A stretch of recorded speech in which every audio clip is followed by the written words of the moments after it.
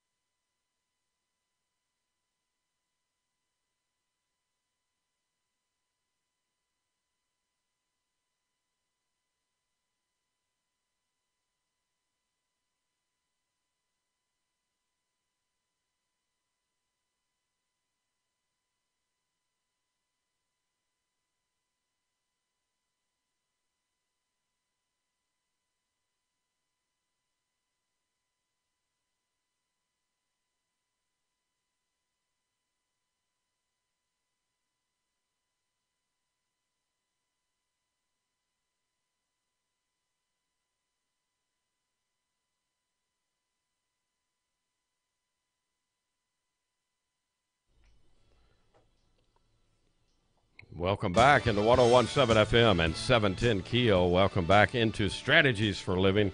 Marriage and family therapist David McMillan, PLPC, Carla McCormick.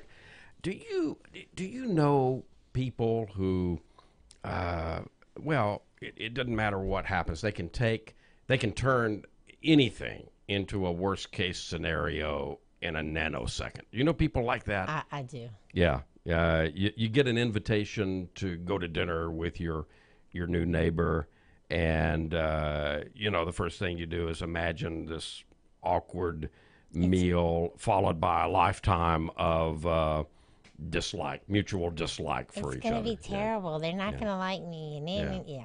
I get a brand new shirt, and the thing that I focus on is I'm going to get, when I go to eat, the first time I eat in the shirt, I'm going to get a big blob of ketchup all over it. Or you get a new car and it's gonna get scratched in the parking lot. Yeah. I mean, negativity. It. Some people think it's a great defense mechanism. If I keep my expectations low enough, I won't get crushed. That's a when things don't work miserable out. way to live, isn't it? Yeah, recent research has revealed that the tendency to be a wet blanket in just about any situation, a trait the experts call dispositional pessimism. How you like that? They can't just call it a wet blanket. It has to be in research terms. Aren't just Dispositional pessimism. But it doesn't just ruin a good time or prevent you from making friends. It seems that it's a bad strategy by almost every measure. Optimists, it turns out, do better in most every avenue of life. It doesn't matter what it is. It's work, school, sports, or relationships. They get depressed less often than pessimists do. They make more money, and they have happier marriages. So that's our selling point. They live longer too, don't they? I think so, yeah. There's evidence that they live, a 9-year study of cardiovascular health, more than 900 men and women in the Netherlands found that pessimists not only die sooner of heart disease than optimists, but they also die sooner of just about everything else. So, and pessimism has even been linked to higher odds of developing dementia. Every pessimist I know says they're a realist. I'm not a pessimist. I'm just a realist. Yeah. Fortunately, though, a grim outlook doesn't have to be a permanent thing. This is something that you can change. Researchers say that optimism and pessimism are two ends of a continuum, with about 80% of the population in the United States scattered from mildly to relentlessly optimistic. But research reveals that if you're hunkered down on the other end, you can slide over. You can at least get some of the benefits that usually cluster on the optimistic side of the scale. And that's according to Suzanne Segerstrom, an optimism researcher at the University of Kentucky. She's authored a book called Breaking Murphy's Law. And it only takes, turns out, a few changes. So let's talk about some of those. These are small. They're not, and they're not massive. They're gradual, and they're totally kind of not what you would expect. Like right out of the box, the first one is don't try to be happy. In one of Segerstrom's favorite studies, researchers ask a group of people to use a beautiful piece of classical music to raise their moods, while telling other volunteers to listen to the symphony without a goal. The result, the concert didn't help those who were focused on lifting their spirits, but the others wound up feeling much better. So to truly be happy, you have to stop trying, according to Segerstrom. Even monitoring yourself. Am I feeling better yet? That gets in the way, studies show. So instead, aim to be engaged. Engagement bypasses pessimism. One reason for that, when you're fully involved in something, it can distract from the pessimist's favorite pastime, which is rumination. That's what psychologists call the destructive pattern of obsessing endlessly over problems or concerns. When you're ruminating, it's not just a bad day, it's always a bad day and a bad life, and I'm a bad person, and there you go. So instant optimism boost. Find a quick distraction. Find quick distractions that you can use when you realize you're stuck in a negative thought pattern. Segerston suggests this. Try activities that demand your full attention. Go to an exercise class like kickboxing or aerobics, where you have to commit fully to avoid falling on your face. At home or at the office, try calling a friend or switching on some music, some absorbing music for you. So there you go. Don't try to be happy. Does that surprise you a little bit? No. Okay. That's good. that's isn't that being mindful? Yeah, I think so. Staying in the moment. Staying in the moment. What's some more? Imagine the worst case scenario. Okay. It's So- the end of the world. Yeah, right, exactly. All right. So if you imagine that the world is coming to an end, what's the worst thing that could possibly happen? Mm-hmm. And if you can live with the worst thing that possibly can happen, or it's less than that, then what? You're okay, right? Yeah. The negative outcomes may seem really realistic at first, but if you take a step back, examine them closely, chances are you'll notice that they're actually pretty absurd.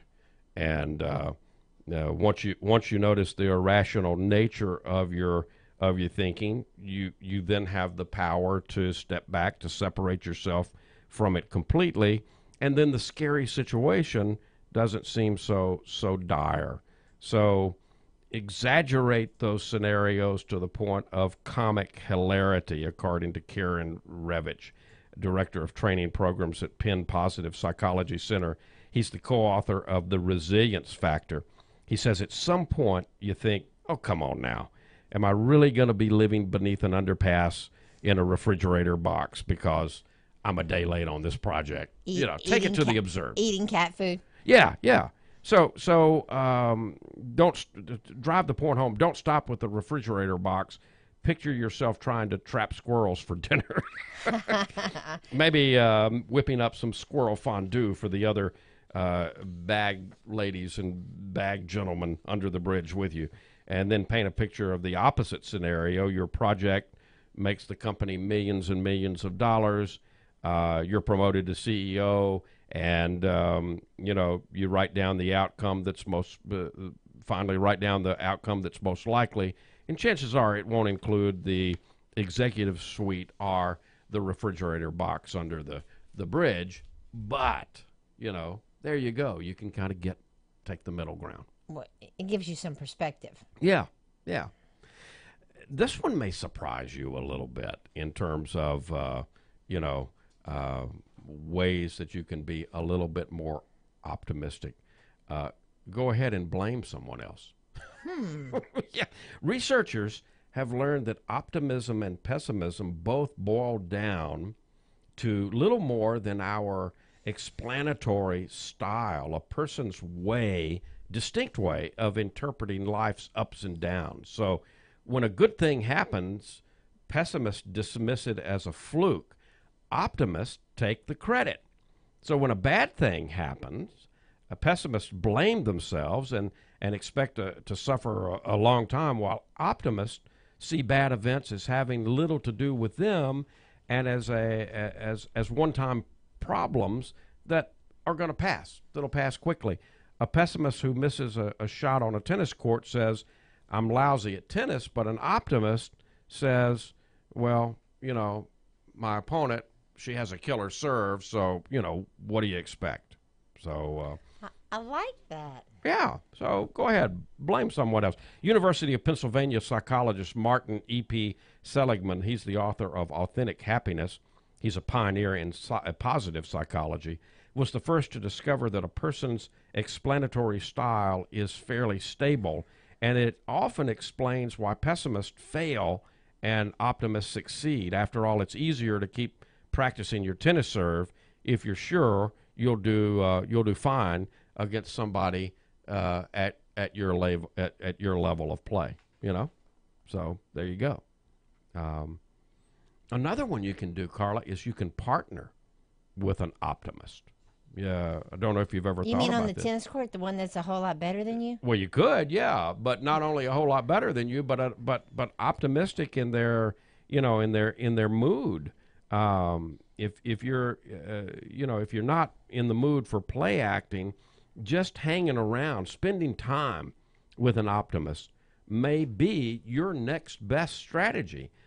Study of more than 100 college age couples from the University of Oregon found that both positive thinkers and their partners have greater satisfaction in their relationship than optimist free pairs, in part because happy go lucky types tend to see their partners as supportive.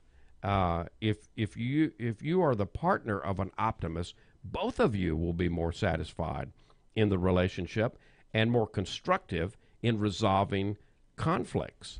That's according to Sanjay Shrivastava. Why are researchers' names so hard? Because they're all from foreign countries. Yeah, he's the lead researcher on this study. It's not that a rosy worldview is contagious. It's just that you'll feel more positive about the relationship. So there you go. Yeah, we are right in the middle of Wellness Week. We're talking about some little ways to be more optimistic. We're going to come back. We're going to talk about some myths of happiness, and then we're going to move on to stop stress in its tracks. You're down for that, aren't you? Yes, I'm Yeah. a little bit stressed these days. Okay, well, we'll see if we can't do But something but about I that. do try to be optimistic. Yeah, well, we'll work on Womp it. womp. We'll be back. More strategies to come.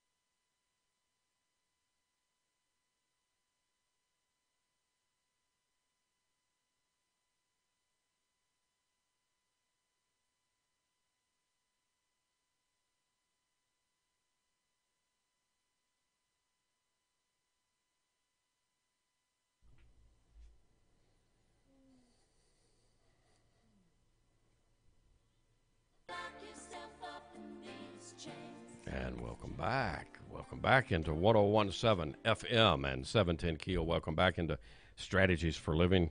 PLPC Carla McCormick, marriage and family therapist David McMillan, and we are in Wellness Week this week, and we're talking today specifically how to improve our minds and focusing on the mind. We did Self-Care 101 yesterday.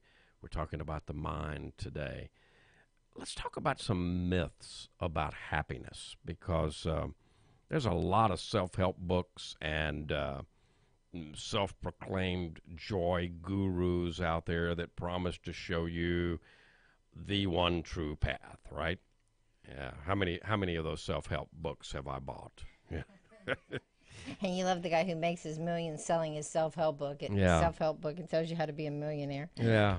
Well, happiness is a slippery slope. There's no specific map to Happyville. David Linden, who's a professor of neuroscience at Johns Hopkins School of Medicine, he's also the author of Touch, the Science of Hand, Heart, and Mind, says what makes one person happy can make another miserable. There's no shortage of axioms about happiness. So let's bust through some myths here about happiness. Myth number one. Money can't buy happiness. Yeah, riches certainly are not a requirement for bliss. There's a way that winning the lottery can buy you a smile by saving you time, says Ashley Willens, an assistant professor at Harvard Business School. Once your basic needs, such as home, food, clothing, once those are met, if you're able to spend the money that's left on things like a housekeeper or lawn service, you'll be happier, according to Willens. In a study she conducted, participants were asked to spend $40 on a material item such as clothing.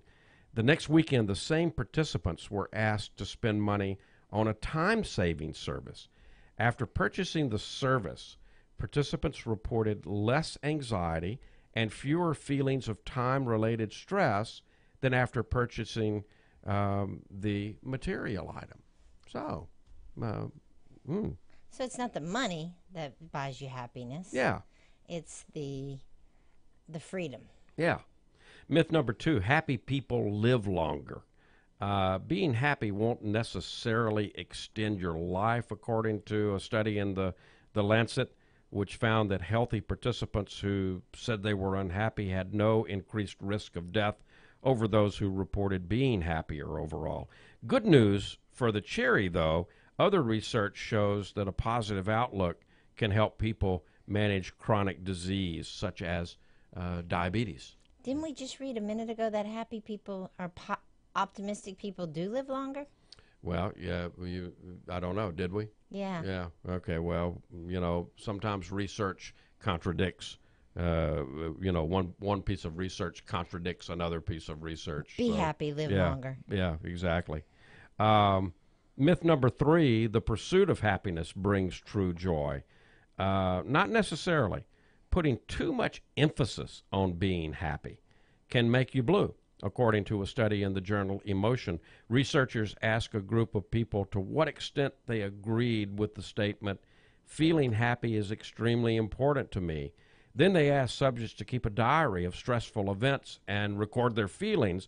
The researchers found that the people who said achieving happiness was very important were also more likely to feel lonely during times of stress. So it's possible, even with happiness, that you can overdo it and become too compulsive about being happy or obsessive about how happy you are or you aren't. Well, that's what the earlier study said. Don't Yeah. focus on being happy. Yeah, so there you found a couple of studies that agree with each other, right? Yes. Makes you happy. It does make me happy. Yeah. I kind of like the science part of all this. Yeah, yeah. Another myth, having more choices makes us happier. If you've ever felt overwhelmed by the selection of products, let's say on Amazon, you've experienced what researcher Barry Schwartz calls choice overload, which can exhaust us and make us unhappy and cause us to simply not decide. Case in point, one study looked at employees' behavior when they were offered a variety of 401k funds in which to put their contributions. Employees were least likely to participate in plans with the most investment fund options and more likely to go with the ones that only had a handful of choices available. The threshold number that turns you from gloom to glee, 3 to 5. Well, wait a second. How many times have you searched on Netflix for something to watch and spend 45 minutes searching for something to watch and then go, oh, never mind, and just read a book? There you go. There you go. But if Netflix puts up 3 to 5, hey, okay, yeah. Well, that's why they do suggested movies for you. There you go. Yeah. Another myth, social media users have many friends. Who have many friends are happier than those who don't. Comparing how wonderful everyone else's life is on Facebook with your seemingly less than perfect existence can burn you out, according to researcher Martin Tromholt of the University of Copenhagen in Denmark. His team analyzed two groups of frequent Facebook users. One took a 1-week hiatus from the social networking website, while the other was free to keep checking posts. The group that abstained from Facebook reported feeling happier and less stressed than the control group. So how you like that? So what do we? Don't get off Facebook. Just stay on Strategies for Living. There you go. Yeah, and stop stress in its tracks. So we want to talk about that next. That's a great segue. It remains to be repeated that, remember, when you are on Facebook, you are looking at someone else's highlight reel. You're comparing your dirty, messy life to someone else's highlight reel. So that's an unfair comparison. Yeah, and how true is that highlight reel? I mean, how accurate when you look at somebody's highlight reel? Are you seeing, are you truly seeing a highlight reel? Are you seeing one part fantasy? No, well, you're just seeing the high points, the parts they want you to see, the shiny, glossy, great parts. Happy, shiny people having fun. Wasn't that a song, Ruben? It's REM. Yeah, that's what I thought. I knew it was back there in the memory bank someplace. Oh God, and here goes the radio nerds again. Here we go. Yeah, but that makes us happy. Okay, well, as long as you're happy. All right, so let's talk about how to stop stress in its tracks. It's easy to let stress, get in the way of your caring for yourself, your self-care practices. But stressful times are when you need to protect your health the most. So when chaos does come, missed deadlines or loaded up diapers or skipping your workouts, blown chances, use some simple strategies to relax and recover. Around 1935, when rat studies began to connect environmental pressures to health problems, people never used the expression stressed out. Instead, they'd talk about being hungry or overworked, all problems with specific solutions. And that's really the best way to think of stress now. Not as a mountain too high to climb, but as a series of smaller huddles that you can take on individually. So we went looking for science-driven solutions to life's biggest stressors, and if you want to make your life a little less hard, a little calmer, a little easier, well, let's look at some things. All right, you ready? I'm ready. All right. So if your drive into work is so infuriating that you show up in a bad mood almost every day, you're not by yourself.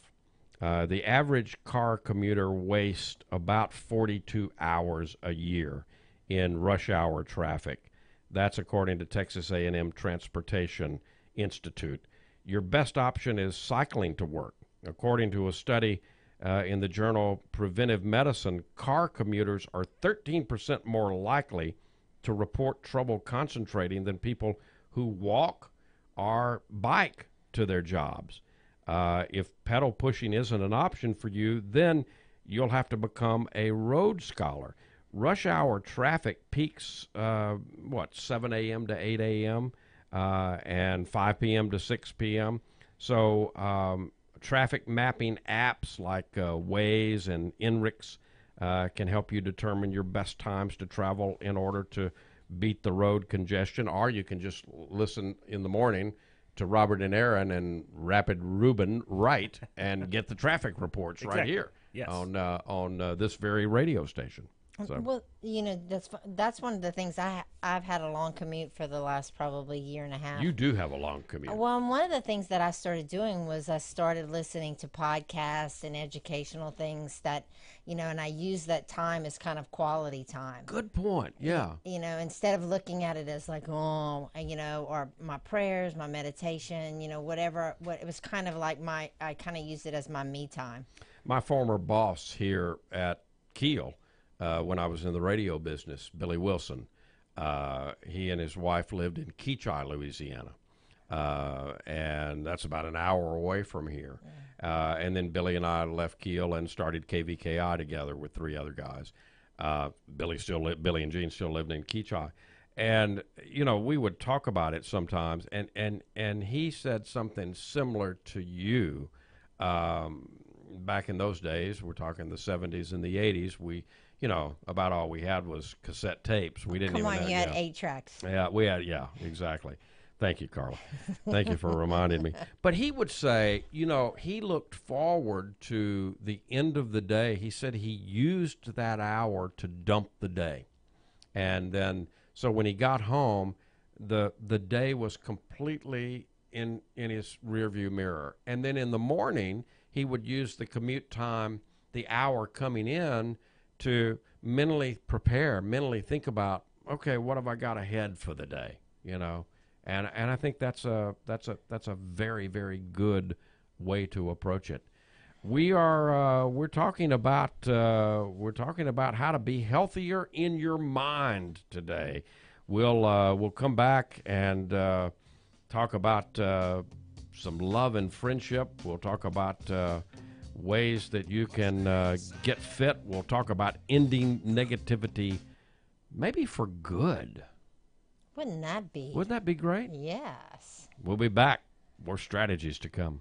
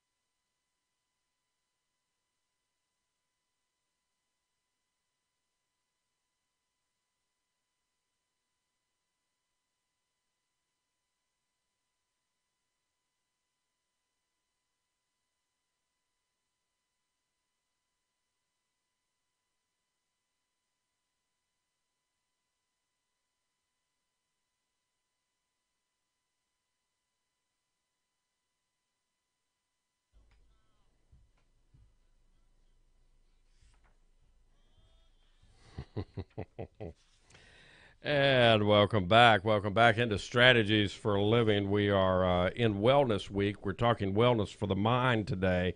And right now we're talking about stopping stress in its tracks. Let's do a couple on love and friendship since Ruben got us in here with I Got a Woman. You know, you can always rely on Chancellor Wright. Ray Charles relieves my stress. There you go. You There know. you go. You ever get tired of hearing about your partner's lousy work situation? So make sure. No comment. No comment. Make sure your significant other knows that you support his or her anger, according to Pittsburgh psychologist Nancy Mramer Kajeth. In a Harvard study, people reported feeling more relationship satisfaction when their partners empathized with their emotions. It doesn't matter if those emotions are reality-based or not. Your spouse will just appreciate the time to vent. You know, this is something I think we men have to really work on because we want to fix, right? We want to move in too quickly with the solution. You guys, I think overall, are better at just listening. You We know, try to be. yeah. How about if you and your partner argue about the basics, you know, kind of the household chores? There's a Pew Research study that says equal division of chores fell just behind fidelity and good sex on the list of things that make marriage work. Discuss it over dinner. People may be more aggressive when their blood sugar levels are low, according to Ohio State researchers. Draft a clear set of expectations about chores. It's not sexy, but over time, it can lead to more sex. So if you take out the trash, you might get some. Yeah, there you go. There you go. So let's switch gears. We promised we would talk about some things to end negativity for good. No matter how hard you try, you're never going to get rid from your life of all the things that annoy you, right? All the things that peeve you off. In fact, trying to pretty much guarantees frustration. So let's talk about some common everyday struggles, plus how to keep yourself calm and centered through them. You know, we have talked a lot about mindfulness here on the show. And the latest techniques in mindfulness training can help you shut down negative thoughts and pull you out of a defeatist mode. And the result is you'll be armed and ready to tackle any negative outlook that it might send your way. So let's talk about some negative thoughts. I think about disaster around every corner, right? Now, we have a name for that. Catastrophizing. Catastrophizing. Easy for us to say. This Cajun girl has trouble with those words. Catastrophizing. And the telltale signs of this is your brain loves dress rehearsals for tragedy. You dismiss more realistic possibility. Everybody's going to have a good time, and you fixate on the worst possible outcome. Nobody's going to come at all. So how do you combat that? Remind yourself that this negativity is just your brain trying to keep you safe by preparing for every potential problem ahead. And that's according to Barbara Fredrickson, the director of Positive Emotions and Psychophysiology Lab. Give that part space to express itself, and then take a step back and say to yourself, thank you. Thank you for trying to protect me here. You're talking to your brain, of course. Thank you for trying to protect me, brain. However, you can take a rest now. You know, you can take a time out. I'll take it from here. This is one of the rare times when talking things through, maybe with a friend or a partner, might not be the best solution to your problem. If you've had an exaggerated negativity bias or anxiety, a friend might not be able to talk you out of it, Fredrickson notes. How about this one, Carla? Assuming everything is your fault. It is, isn't it? That's called, we call that personalizing. And the telltale signs of that is you tend to think you're responsible for all the negativity around you without considering other explanations. So to combat it now, cultivate some perspective to cut off the misguided thinking. The next time it occurs to you to personalize someone else's behavior, have a counter statement ready, like this is just negative thinking. I'm not responsible for everything. What did what is Ron Miguel Ruiz, one of the four agreements don't was take it don't personally. take anything Yeah, personally. don't take anything personal. It's not, nothing is personal. It's not about Yeah, you. not about you. It's about how the other person is seeing the world.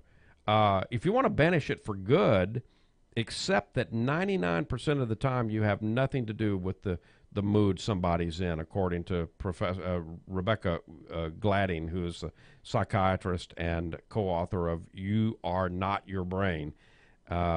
If you still can't get over it, or you start questioning whether you're right or not, consider checking it with the person to see what's up, or asking a friend, their perspective. Brene Brown calls this the stories that we tell ourselves. They're based on nothing. I mean, if you walk in a bad mood and I just assume that you're mad at me because I didn't say catastrophizing correctly, that's based on... Would you say that again? No. Never that. That's just based on nothing. That's based on the story that's in my mind. So, you have to realize that you're making up these stories just to make it your fault. Yeah. This might sound oversimplistic, but maybe even a little sappy. But deciding to count your blessings, we're talking gratitude here, living with gratitude, might be the most important choice we can possibly make. The experts who study gratitude define it as a sense of appreciation and thankfulness for the good things in life. That's big and small. And it may be the fastest route to enduring happiness. So make gratitude work for you. If people were to make gratitude a daily practice, fear and hatred might finally be overcome by love and compassion. So here's some quick tips to enhance your gratitude. Practice it before bed. Easy exercise from Brother David Stein Rast, a Benedictine monk who's also a student of Eastern meditation traditions. Before bed, you give thanks for one thing for which you've never before thought of being grateful. So you do that every night. I like that. Isn't that great? One. Yeah. And so for your gratitude list, you should add something new. New every day. Yeah. That's a Do good it little nightly. nugget. Yeah. Appreciate people. Make it an everyday practice. Tell them what a good job they do, how kind they are, what you admire about them, or how nice they look. And do that as long as it's absolutely true. Well, I have a kind of policy that if I think something nice about someone, I try to say it. Yeah. Because I was taught that a blessing isn't a blessing until it's spoken. And by the way, these are from Joan Bursinko, who is, she's been a life strategist here through the years on Strategies for Living. That was BC. Yeah. Put it in a letter. Write to a person who made a difference in your life. Tell them why his or her action meant so much to you.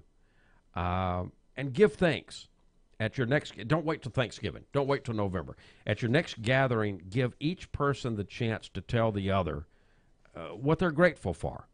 The window this provides into the hearts of others is absolutely priceless. So make gratitude work for you. I really like that. New gratitude. Yeah. We'll close out today after this next break. We'll come back and talk about some very simple things that you can do, some of which may surprise you, to get more me time. I'll give you a little hint. How about that? Dance. Yeah. Chair dancing. It's coming back. It's coming.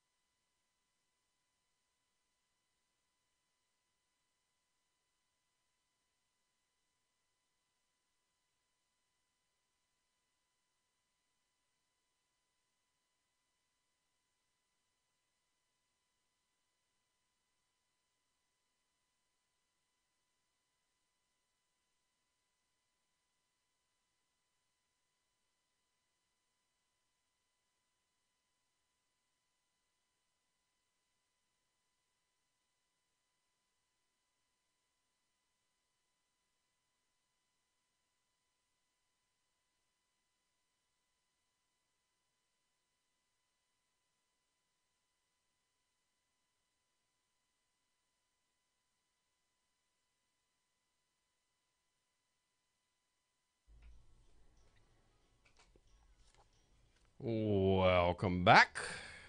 Welcome back into 101.7 FM and 17 KEEL. Welcome back into Strategies for Living.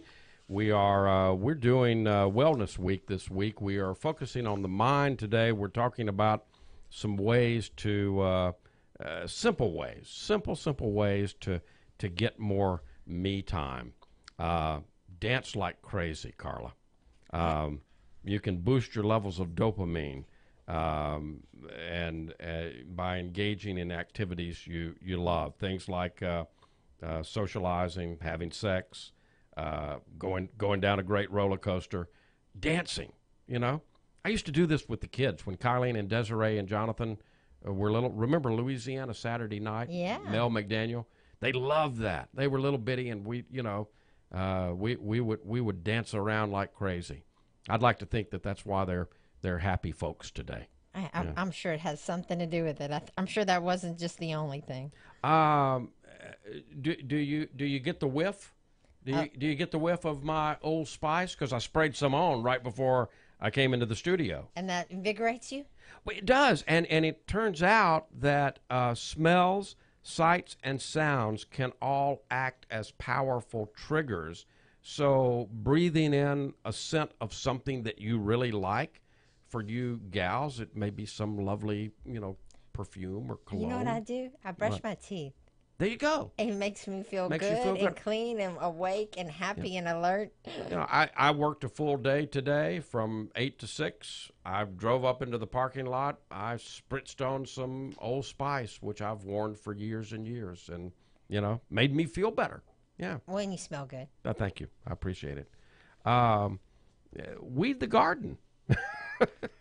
That is therapy for me. Yeah. Working in the yard, pulling weeds, watering plants. That is true therapy. The repetitive nature of gardening itself, watering and pruning and weeding and repeating, sparks neural connections that enhance creativity, and nurturing a seed from sprout to plant bolsters brain areas that deal with learning, attention, memory, all of that. This one may surprise you. Watch junk TV. Flicking on an entertaining show can help distract you from worries and just simply give you time to relax. Silly movies? Silly movies. You can watch something silly on YouTube. It's hard to, life isn't always fun, but it's hard to focus on the negative when you're laughing. When you're really laughing at something. And you release dopamine and all of the good neurochemicals just from laughter is good medicine. Absolutely. You can create an account. There's a site called happier.com. It's a free website, and it's made for users to share things that bring them joy. So if you need a whack on the side of the head, go get you an account at happier.com. We're going to talk tomorrow about the body. We're going to talk about how to fix your relationship with food. We're going to talk about some do-it-yourself spa therapy because we all need a spa day every now and again, and how to take care of yourself naturally and sleep more soundly. All that tomorrow here on Wellness Week. Can we talk about how to get my butt out of bed and exercise in the morning? Yeah, we'll talk. Ruben, Chancellor Wright will help you there. Okay. Folks, thank you for tuning in to Strategies for Living. If today were the last day of your life, you only had one more phone call to make, who would you call? What would you say? Why are you waiting? Make the call. For Carla, for Ruben, I'm David. See you next time here on Strategies.